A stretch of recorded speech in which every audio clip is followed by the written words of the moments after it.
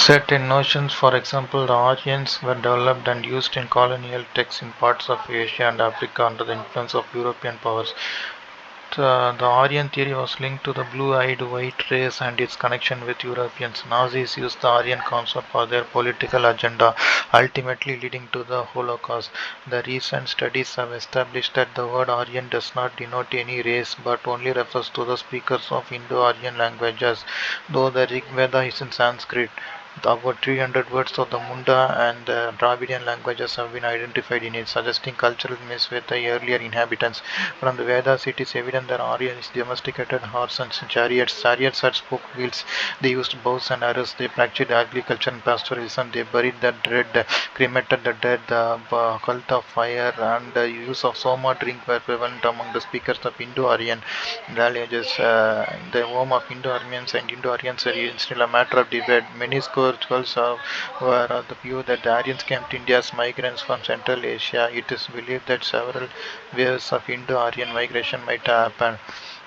The traits of culture of Aryans over Eastern Europe and Central Asia, which is geographically interlinked with India and West Asia and Europe. One of the accepted areas of the Aryan home is Eastern Europe, Central Asia, none of the north of the Black Sea. The Bactria margina archaeological complex is closely related to the Aryan culture, dated to 1900 to 1500 BC.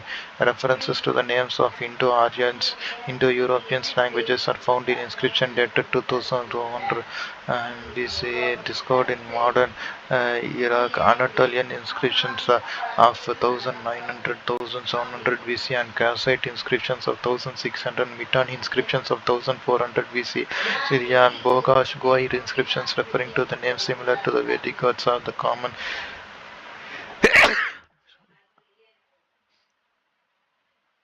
The term Ashwa and several other terms in Rig Veda have common roots in various Indo-Aryan languages.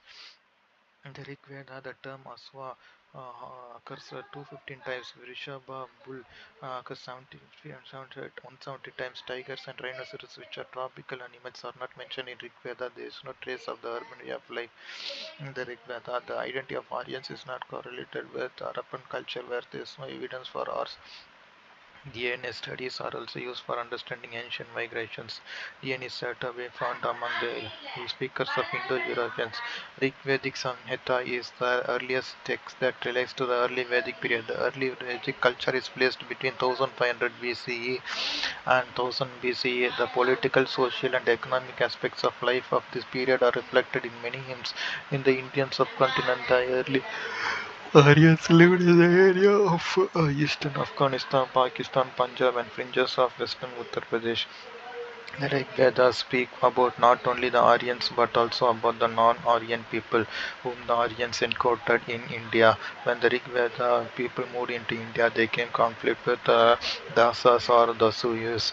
Evidently, the Aryans differentiated themselves from the dark native people who had different cultural practices and sought to maintain their distinction. The Rig Veda also references to several other groups. Simya and Kikata are grouped in the Dasayus. Sambara, son of Kulitara, is mentioned as a chief with 90 forts or settlements. Varshan was another chief with many troops. The Rig Veda mentions the defeat of a chief called Sambara by Divadasa of the Bharata clan. The concept of polity developed in the Rig Vedic time. Various units of habitation and divisions such as Janas, Gana, Grama and Kula are referred in the Rig Veda. The Vedas speak about the Aryans and their enemies and the battles they fought with them. The battles were fought for cattle and material wealth, and the war booty acquired was not shared. They fought with the non-Aryans but also fought among themselves. The god Indra is called Purandara, which means a destroyer of settlements, which were perhaps fenced or planned townships. The Bharata centuries too were the The Bharata centrists were the ruling Aryan clans who were supported by Vasishta the priest. The region of India was named Bharata Varsha after the tribe of Bharatas. The Bharata clan was opposed by 10 chiefs and 5 of them were Aryans. This battle was known as the Battle of Ten Kings. The battle took place on the banks of the river Parushni, identified with the river Ravi to Sudha's one, and became important, leading to the dominance of the Bharata clan. The Purus were one of the defeated clans. Purus and Bharatas formed an alliance and later they were formed known as the Kuru clan. Later the Kurus allied with Panchalas and established their control over the upper Ganga valley. The Vedic people distinguished themselves from the all-Aryan people. Varna was the term used by the Aryans to refer to color and category. The Rig Veda refers to Arya, Varna and Dasa.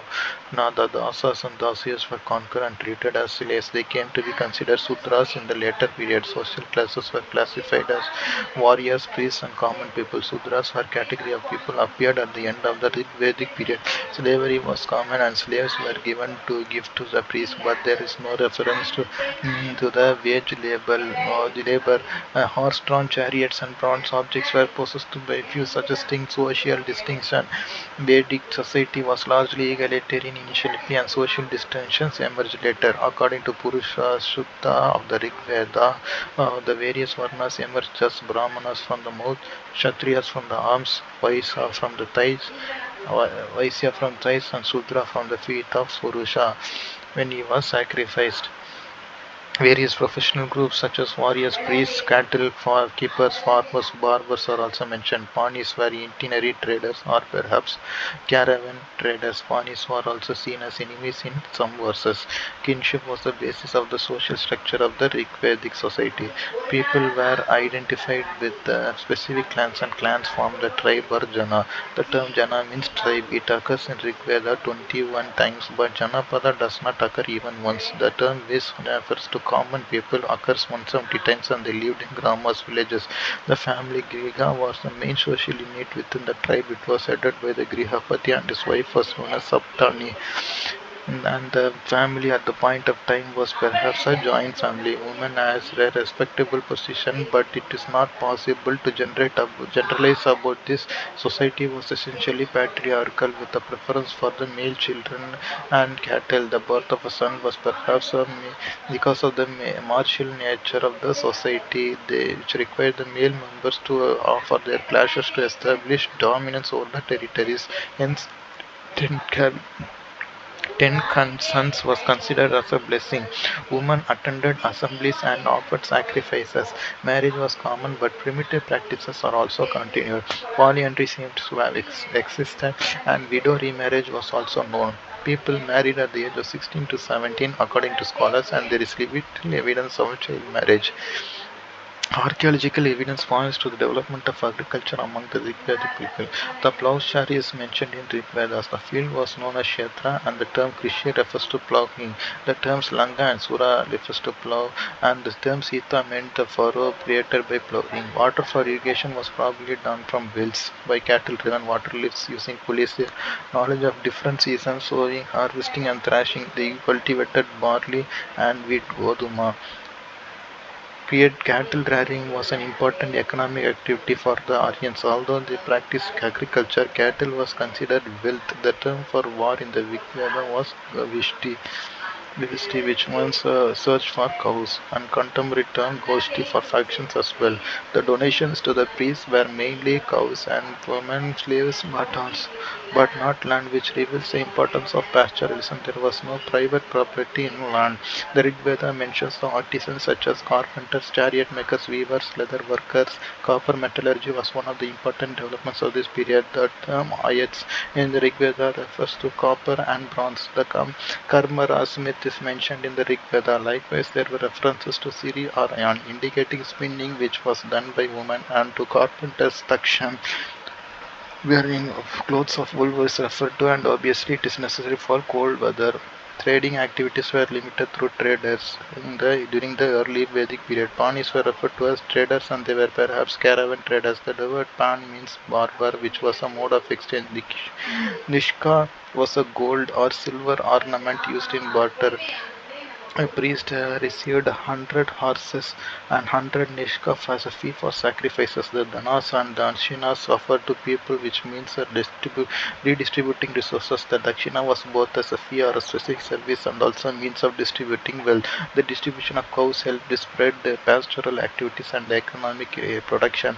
Bullock carts, horses, and horse-drawn chariots were used for transport. There were references to the sea, samudra, and boats. Now, boats driven by 100 oars are mentioned. The polity of the Rig Vedic period was that of a tribal society. The chief of the tribe was the main political head and he was called Rajan. The kings lived in multi-pillared palaces. They offered gifts of cattle, chariots, and horse ornaments to golds and priests. Rajan was a hereditary chief. He was perhaps elected by the assembly called Samiti. The main duty of the king was to protect the tribe. He protected wealth for wealth, fought wars, and offered prayers on behalf forts. The king had authority over territory and people. Vedic society was militaristic. Bows, daggers, axes, and lances were the main weapons of war. Tributes and booties were collected from far were distributed the same king. There are also references to gift to gift the dasas or slaves. The king Tradesio, the chief of the Purus, gave 50 women as a gift. The chief was known as Gopa or Gopati, which means chief of cattle. The assemblies, Sabha, Samitis, Vidata, and Gana are mentioned in the Rig Veda. Sabha was the assembly of elders or elites. Samiti was an assembly of people, and Vidata was the assembly of time. They performed military and religious functions. Women attended the Sabhas and Vidatas. The king sought the support of and Sabha for his activities. There are debates about the exact nature of the assemblies and functions. The Purohita or priest offered advice to the king. Vedic priests advised the kings, inspired them, and praised their deeds. In turn, they received rewards for their services. Senani was the chief of army. There is no evidence of tax collecting officers. Perhaps people made voluntary contribution called Bali to the king.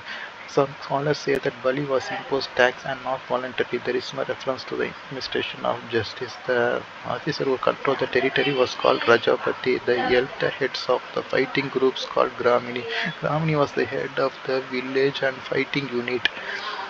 Region and rituals played an important role in Vedic society. In Rigveda, natural forces, sun, moon, rivers, mountains, and rains were defined as divinities. The religion was naturalistic and polytheistic. Indra was the most prominent god and he was called Purandara. Agni was seen as an intermediary between God and people. Surya was the god who removed darkness. Ushas was the goddess of dawn. Aditi, Prithvi, and Simavali are other goddesses. Varuna, the god of water, was next in importance. This god was the upholder of natural order. Soma was the god of plants, and the drink was named after him. Soma drink was part of the ritual, and the preparation of this intoxicating drink is explained in many hymns in Rigveda.